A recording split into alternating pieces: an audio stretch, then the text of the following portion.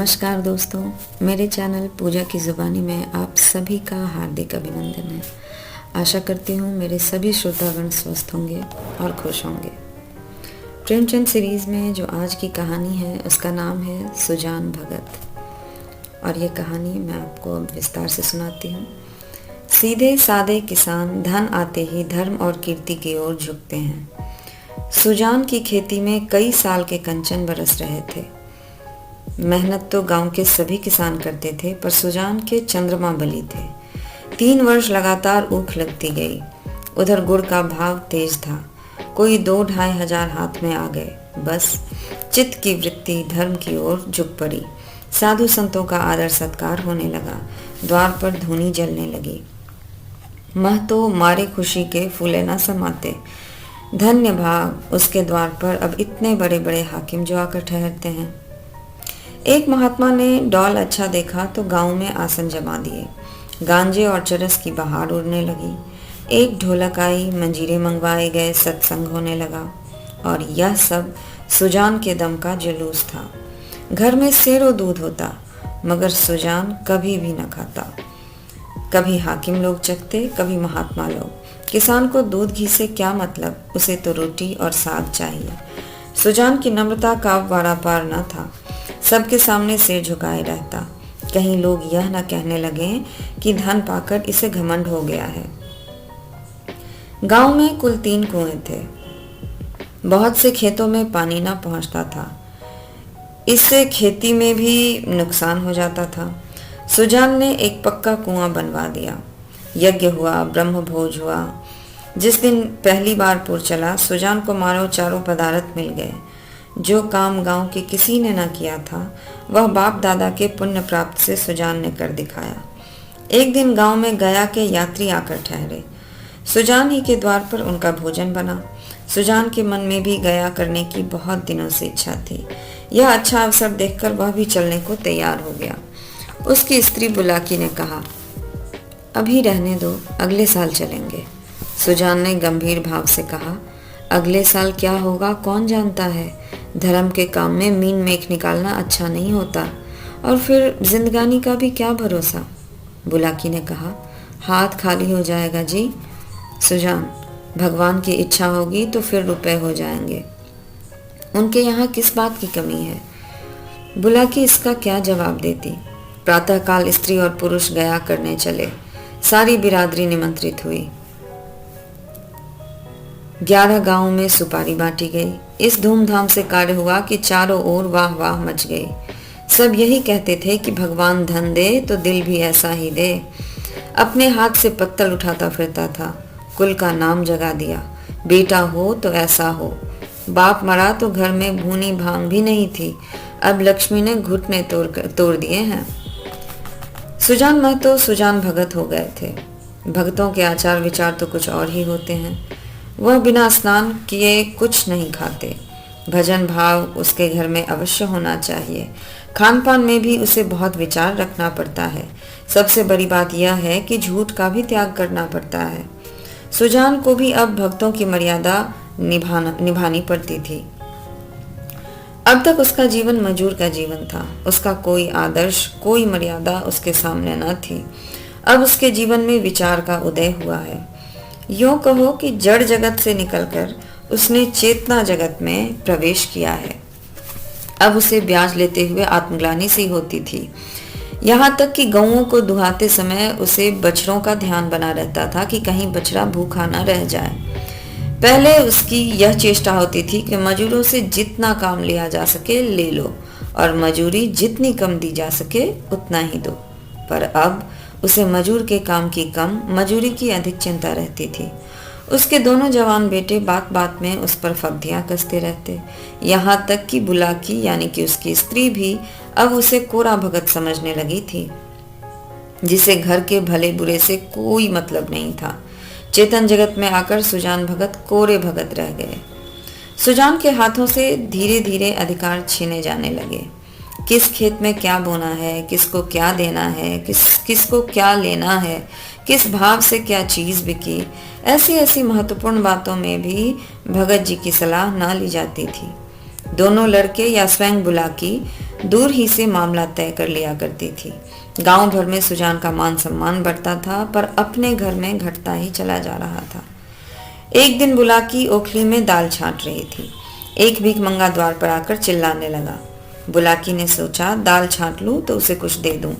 इतने में बड़ा लड़का भोला आकर बोला, अम्मा, एक महात्मा द्वार पर खड़े गला फाड़ रहे हैं, कुछ दे दो, नहीं तो उनका रोया दुखी हो जाएगा।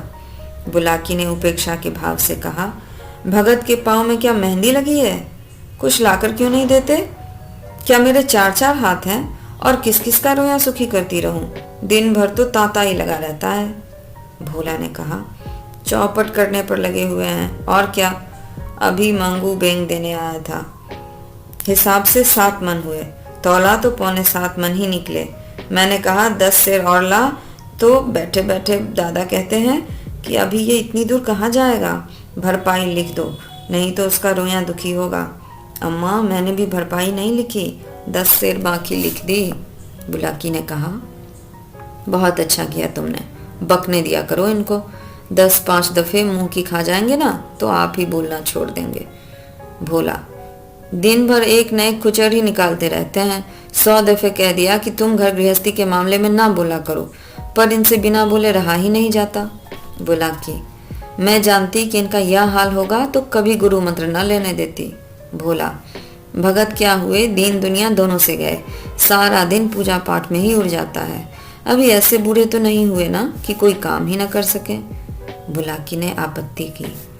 भोला, यह तुम्हारा अन्याय है रे, फावरा कुदाल अब उनसे नहीं हो सकता, लेकिन कुछ न कुछ तो करते ही रहते हैं। बैलों को सानी पानी देते हैं, गाय दुहाते हैं, और भी जो कुछ हो सकता है करते ही तो रहते हैं। इधर भिक्षुक अभी तक खड़ा चिल्ला ही रहा था। सुजान ने जब घर में से किसी को कुचलाते ना देखा तो उठकर अंदर गया और कठोर स्वर से बोला, तुम लोगों को कुछ सुनाई नहीं देता क्या? द्वार पर कौन घंटे भर से खड़ा भीख मांग रहा है? अपना काम तो दिन भर करना ही है, एक क्षण भगवान का भी काम कर दिया करो भाई।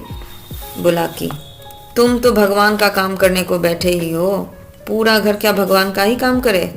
सुजान, कहाँ आटा रखा है, लाओ, मैं ही निकाल कर दे आऊं, तुम रानी बनकर ही बैठी रहो। बुलाकी, आटा मैंने मर कर पीसा है, अनाज दे दो, ऐसे मुर्चिड़ों के लिए पहर रात से उठकर चक्की नहीं चलाती हूं मैं। सुजान भंडार घर में गए और एक छोटी सी छबड़ी को जौ से भरे हुए निकाले। जौ सिर भर से कम न था। सुजान ने जानबूझकर केवल बुलाकी और भोला को चिढ़ाने के लिए भिक्षा परंपरा का उल्लंघन किया था। इस पर भी यह दिखाने के लिए कि छबड़ी में बहुत ज्यादा जौ नहीं है, वह उसे चुटकी से पकड़े हुए थे। सहसा भोला ने छबड़ी उनके हाथ से छीन ली और त्योरियां बदल कर बोला, सेंत का माल नहीं है दादा जो लुटाने चले हो, छाती फाड़ फाड़ कर काम करते हैं तब दाना घर में आता है। सुजान ने खिसिया कर कहा, मैं भी तो बैठा नहीं रहता ना। भोला, भीख भीख की तरह ही दी जाती है, लुटाई नहीं जाती। सुजान ने इसका कोई जवाब न दिया। बाहर आकर भिखारी से कह दिया, बाबा इस समय जाओ, किसी का हाथ खाली नहीं है, और पेड़ के नीचे बैठकर विचारों में मग्न हो गए।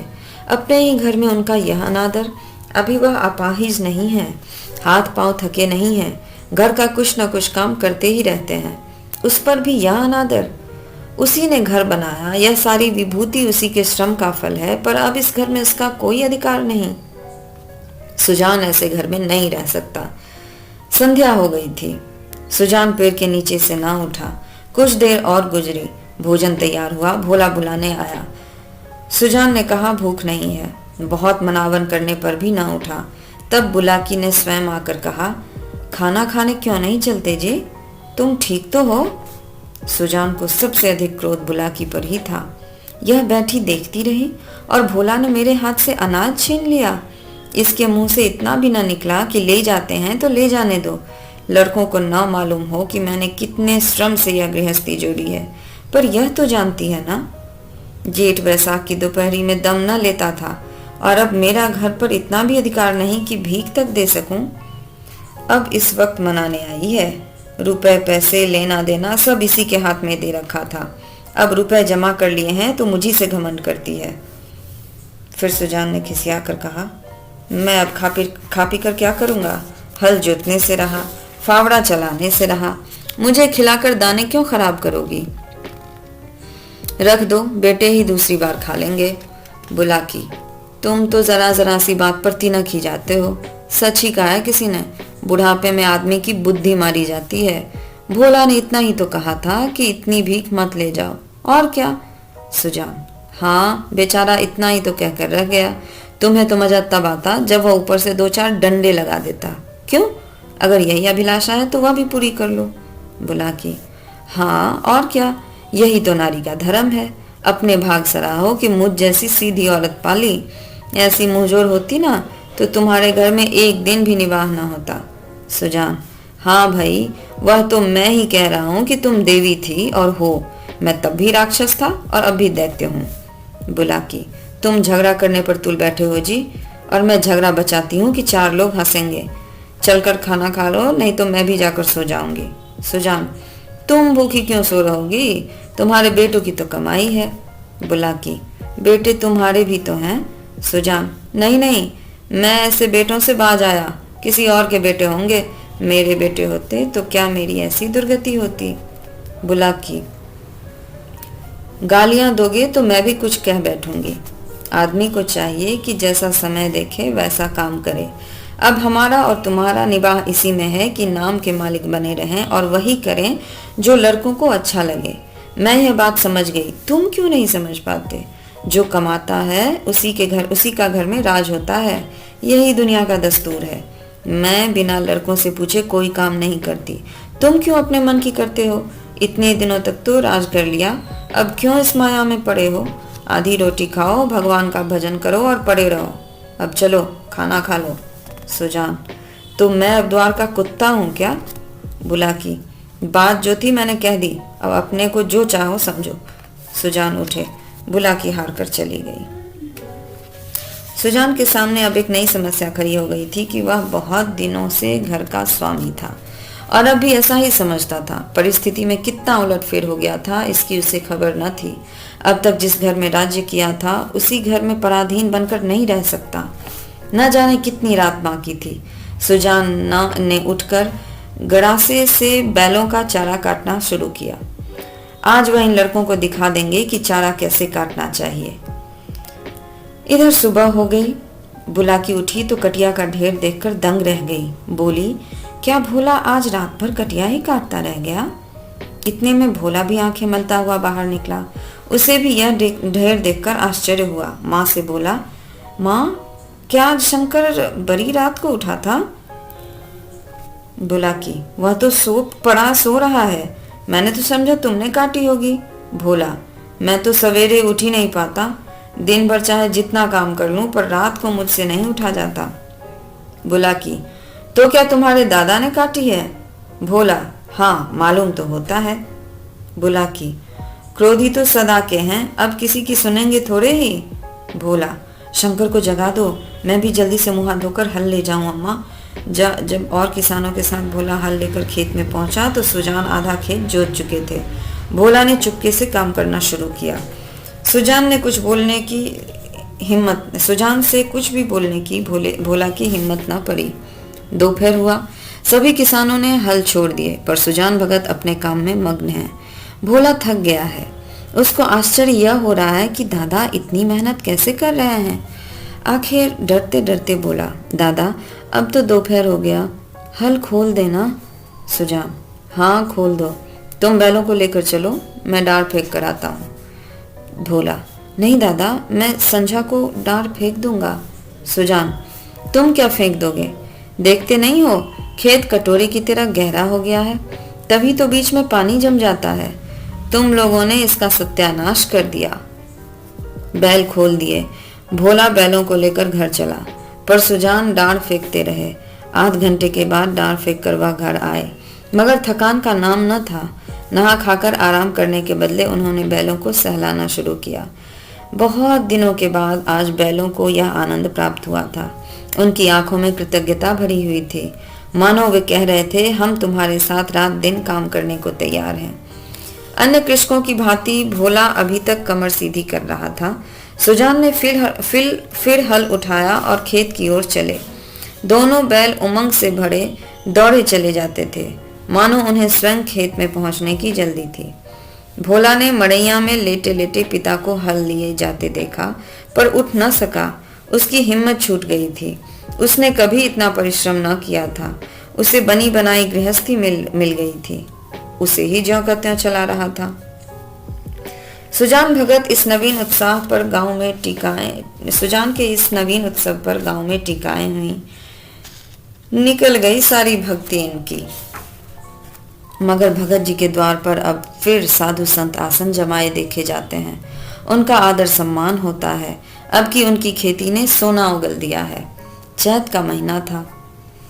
जगह जगह अनाज के ढेर लगे हुए थे। यही समय है जब कृषकों को भी थोड़ी देर के लिए अपना जीवन सफल मालूम होता है। सुजान भगत टोकरों में अनाज भर भर कर देते थे और दोनों लड़के टोकरे लेकर घर में अनाज रखाते थे। कितने ही भाट और भिक्षुक भगत जी को घेरे हुए थे। उनमें वह भिक्षुक भी था जो आज से 8 महीने पहले भगत के द्वार से निराश होकर लौट गया था। सहसा भगत ने उस भिक्षुक से पूछा, क्यों बाबा, आज कहाँ कहाँ चक्कर लगा है? भिक्षुक, जी अभी तो कहीं नहीं गया भगत जी, पहले आपके ही पास आया हूँ। भगत, अच्छा, तुम्हारे सामने यह ढेर है, इसमें से जितना अनाज उठाकर ले जा सको ले जाओ। भिक्षुक ने लुब्ध नेत्रों से ढेर को देखा और कहा, जितना अपने हाथ से उठाकर दोगे उतना ही लूंगा। भगत, नहीं नहीं, तुमसे जितना उठ सके उठा लो। भिक्षुक के पास एक चादर थी। उसने कोई 10 सेर अनाज उसमें भरा और उठाने लगा। संकोच के मारे और अधिक भरने का उसे साहस न हुआ। भगत उसके मन का भाव समझकर आश्वासन देते हुए बोले, बस इतना तो एक बच्चा भी उठा ले जाएगा।